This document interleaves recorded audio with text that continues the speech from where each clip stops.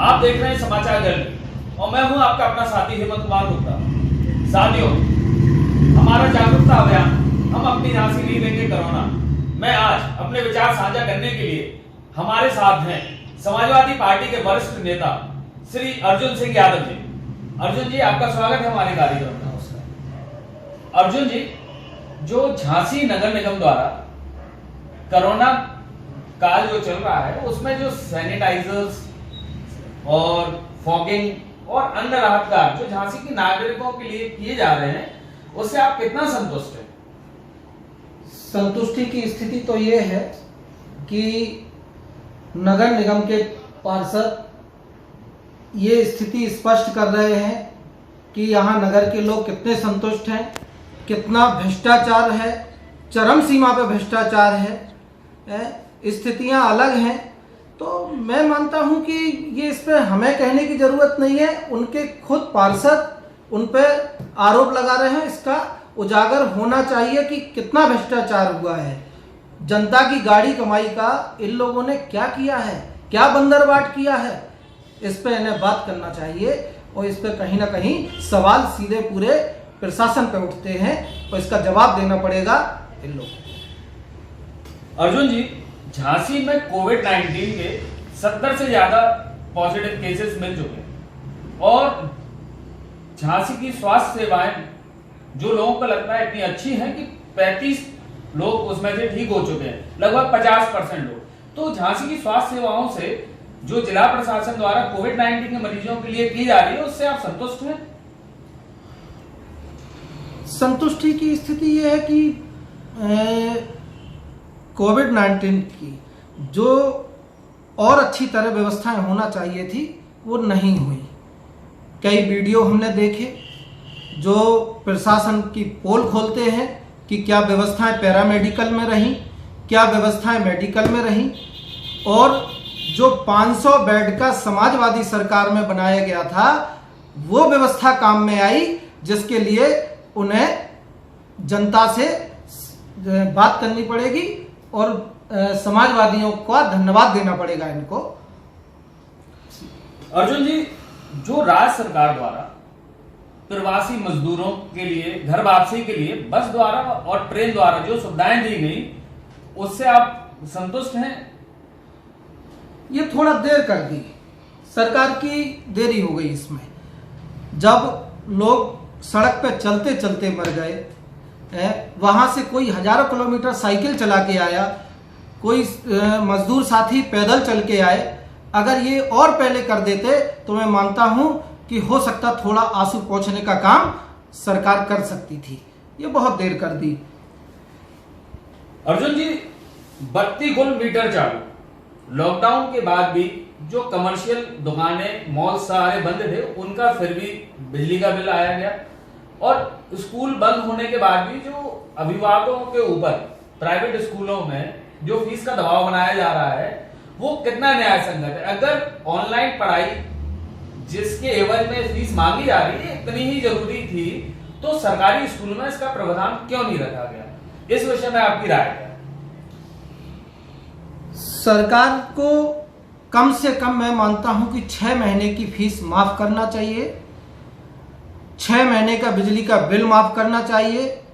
व्यापारी बहुत परेशान है, सरकार की नीतियां पहले ही ठीक नहीं थी, क्योंकि सरकार की नीयत ठीक नहीं थी, इसलिए व्यापारियों को आज ये स्थिति का सामना करना पड़ा। उसके बाद ये कोविड-19 का दौर आ गया, इसमें महामारी फैली। तो ये महामारी का दौर है, इसमें तो हम नहीं कहेंगे कि कोई राजनीतिक बात होना चाहिए, लेकिन सरकार चाहती तो बहुत व्यवस्था कर सकती थी। लेकिन उसके बावजूद भी 20 लाख करोड़ का जो पैकेज इन्होंने बताया है, धरातल पे 1% नजर नहीं आता है। ये कहीं ना कहीं इनकी बेईमानी, इनकी जो घटिया सोच है, उसके परिणाम ये दर्शाते हैं। तो मैं मानता हूं कि अब व्यापारी इस पे विचार करेंगे कि कहीं ना कहीं हमने गलती की है। जो सरकार को भगवान शंकर बन के आशीर्वाद दिया, देश की गद्दी पर बैठाला, और वो उन्हीं व्यापारियों के लिए, उन्हीं नौजवानों के लिए कहीं ना कहीं भस्मासुर साबित हुई ये सरकार। इस पे व्यापारी, नौजवान इनको जवाब देंगे आने वाले कल में। अर्जुन जी, आप समाजवादी पार्टी के वरिष्ठ नेता हैं। समाजवादी सरकार अगर मौजूदा समय में इस कोविड-19 संकट काल में प्रदेश में सत्ता में होती तो वो ऐसा क्या कार्य करती जो मौजूदा सरकार जहां चूक कर गई है? मैं मानता हूं कि हम लोग सरकारों का समाजवादी इंतजार नहीं करते हैं। हम लोग मानव सेवा में विश्वास रखते हैं और सरकार नहीं है उसके बावजूद भी आप देखिए सरकार से ज़्यादा काम हम लोग कर रहे हैं। हम समाजवादी लोग गांव-गांव व्यवस्थाएं करा रहे हैं। हम समाजवादी लोग जो बॉर्डर पे हैं, चाहे वो हमारे और तमाम साथी हैं, बॉर्डर पर रह के वहाँ पे सेवा कर रहे हैं, वहाँ पे लोगों को भोजन पानी की व्यवस्था करा रहे हैं। लेकिन हम लोग फोटो खिंचवाने में विश्वास नहीं रखते हैं। हम लोग किसी खाने के पैकेट पे अपना नेता का फोटो लगा के नहीं बांटने का काम करते हैं। इस पे हम लोग तो केवल मानव सेवा अपना धर्म मानते हैं, उस धर्म की तरह काम करते हैं। लॉकडाउन है अर्जुन जी, और आप चूंकि एक वरिष्ठ नेता समाजवादी पार्टी होने के साथ ही आप एक समाज सेवी भी हैं, तो इस नाते मैं ये जानना चाहूंगा कि लॉकडाउन में आपने क्या क्या ऐसे कार्य किए हैं झांसी की जनता के लिए, उस पर थोड़ा सा आप प्रकाश डालें। हमने जो हमारा पैतृक गांव है बनगुआ, बरुआ सागर के पास है, वहाँ बनगुआ से लगा हुआ लक्ष्मणपुरा, इन 2-3 गांव में रेगुलर जब से लॉकडाउन हुआ था तब से रेगुलर भोजन सामग्री और जो तमाम ज़रूरतें की चीज़ें हैं वो हम लोगों ने सहयोग करने का काम किया। जो हमारे समाजवादी साथी हैं उन्होंने सहयोग किया और हम सब ने मिलके वहाँ पे काम किया। अर्जुन जी, केंद्र सरकार को 6 साल पूरे हो चुके हैं और आप उनकी उपलब्धि कहां तक मानते हैं? इस देश में उन्होंने क्या ऐसा उपलब्धि करके दी है? आप कितनी सफल मानते हैं सरकार को, मौजूदा केंद्र सरकार?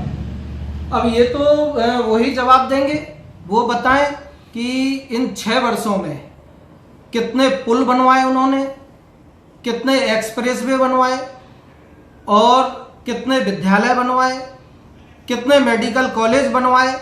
आज अगर बनवाए होते मेडिकल कॉलेज तो मैं मानता हूं कि इस महामारी के दौर में इनको ये समस्याएं खड़ी इतनी नहीं होती। जो हमारी सरकार में बनवाए गए थे तमाम मेडिकल कॉलेज आज वो काम में आ रहे हैं। तो कहीं ना कहीं सरकार को हम फेल मानते हैं, इसमें सरकार फेल हुई है। अर्जुन जी, एक अपील झांसी के नागरिकों के लिए कोरोना के प्रति लड़ाई के लिए कि जिससे कोरोना को शीघ्र ही हम लोग झांसी से भगा सकें, हरा सकें, एक अपील झांसी की जनता के लिए आपसे चाहेंगे। झांसी की जनता के लिए तो हम केवल इतना कहना चाहेंगे कि उचित दूरी बना के रखें, सैनिटाइजर का उपयोग करें, आपस में एक दूसरे के सहयोग के लिए तत्पर खड़े रहें। ये वो दौर है जहां हम जाति, धर्म, पार्टी तीनों से ऊपर उठकर मानव सेवा अपना धर्म समझें और यही सबसे बड़ी सेवा है, मानव सेवा। और यही राजनीति कहें, यही कुछ कहें, तो यही सब स्थिति है। अर्जुन जी, हमारे कार्यक्रम में अपने विचार साझा करने के लिए हमारी पूरी टीम की तरफ से आपको बहुत बहुत धन्यवाद।